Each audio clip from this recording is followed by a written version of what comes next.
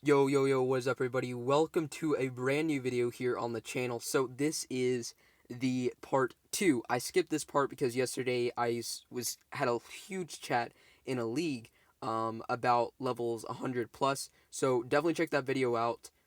If you want any base like help or whatever, message me in game, and or if you have a line, add me. My name is Matt Attack Fire. Let me just go in. Okay, hold on.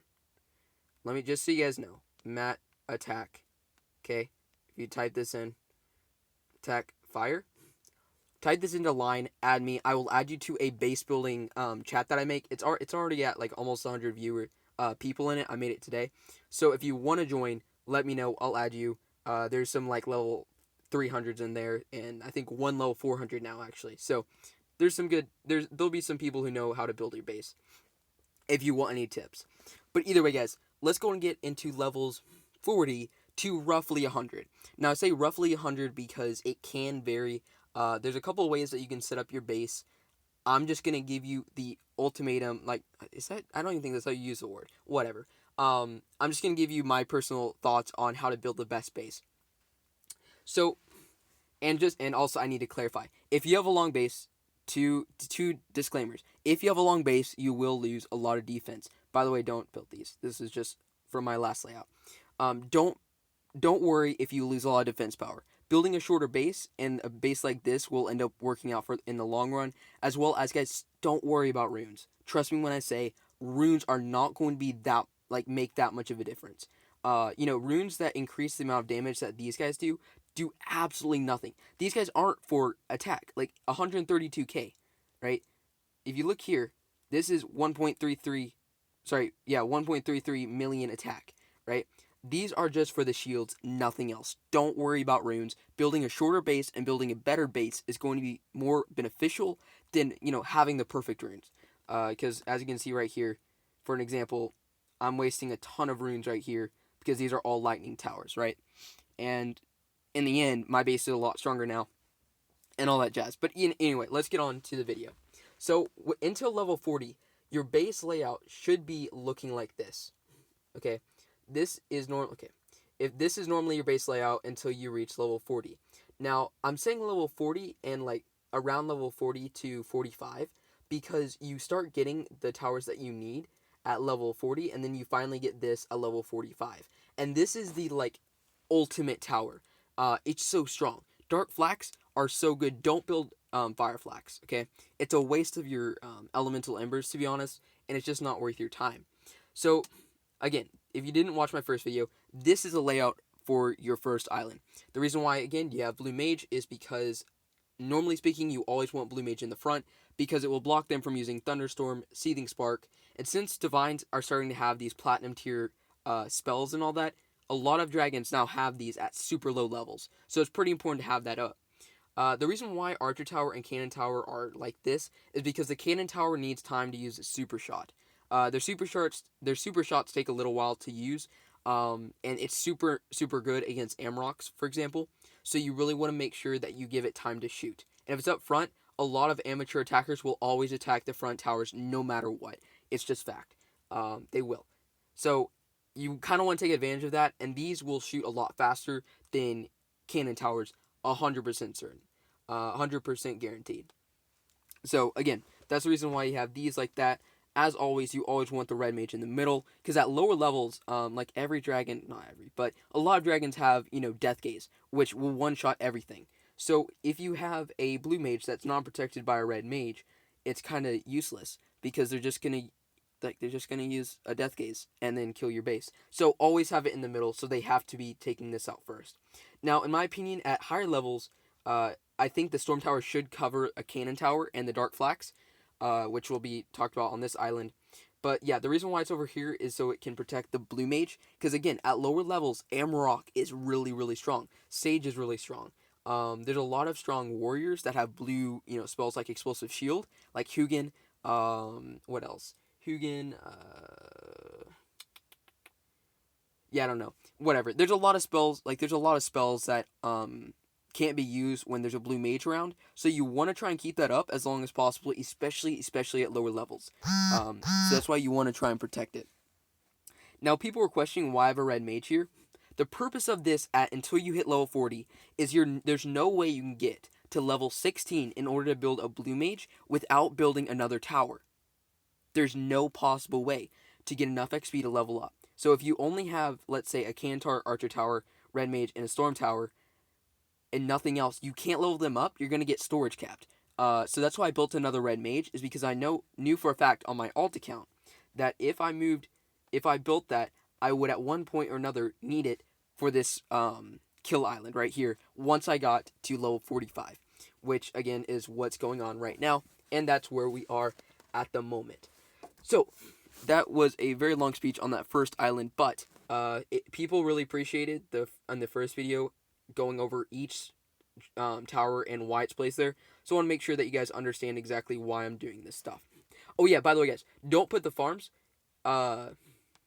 on this island, because the thing is that they're going to have a lot of rage to do whatever they want.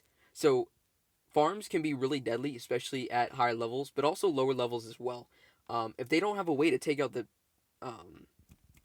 farms, it's actually really good. Now, some people debate putting your farms up front. I think that's a good strategy. I haven't personally tested it, but in my opinion, it could be a very viable strategy. So they have to take them out ASAP instead of worrying on the other towers, which could very well be a good strategy. Let me know if you do that personally in the comments. But yeah, I'm not going to say anything on that because I haven't personally tested it, but it is an option if you want to try that. So this is the most important island on your base. This is what will kill most dragons at lower levels, guaranteed. So here's how this island works. So you hit level 40, right? And I think you start to unlock like ice turrets and dark flax.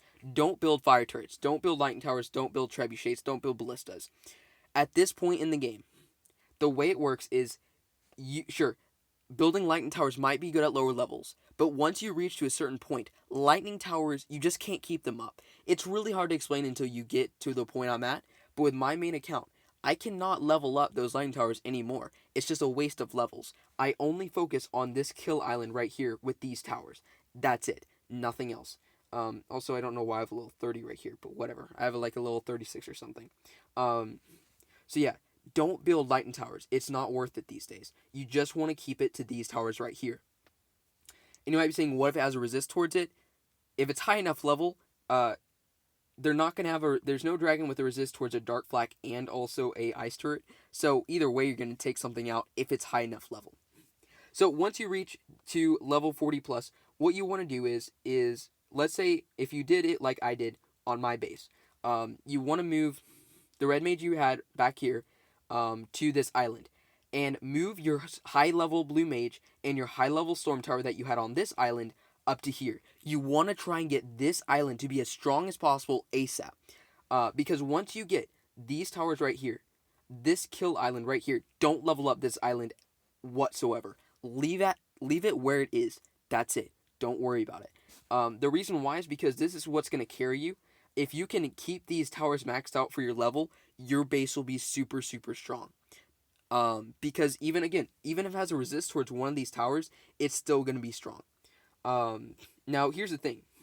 Here's a little bit of like, you can decide what you want to do with this. Here's two options. You can have a storm tower. So instead of the storm tower, you can have a cannon tower. And I've seen people do that.